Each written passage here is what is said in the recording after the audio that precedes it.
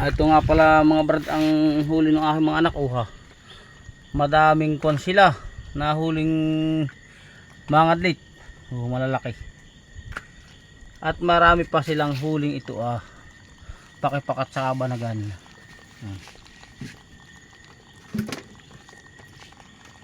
Malalaki ang pakipak nila. Nakipupukang ayun na kay makakakunina. Ang tabay nagtutulo. Kakahiblad mga brad. Ay, talaga namang yun naman ang aming huli ni Nini. Naman ang sihi nagpikit.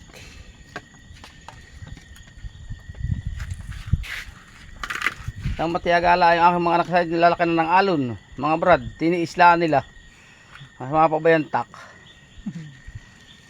Makapagsigang daw lang kami na unang magsisigang kami ng kuwan ng mga dlit.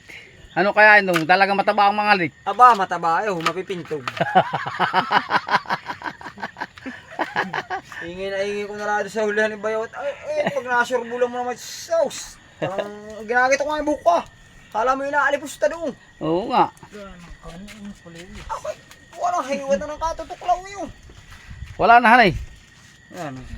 Ay si Nini basa na din ng kuwan ng Ate Linis, ulan. Magdagdagan mo ng mga likpan. Sige. Lagyan mo ng tig-isa tayo eh. Tig-galaw Sige mga brad at kami magsisigang. Ngayon ang oras ay alas 10 mahigit.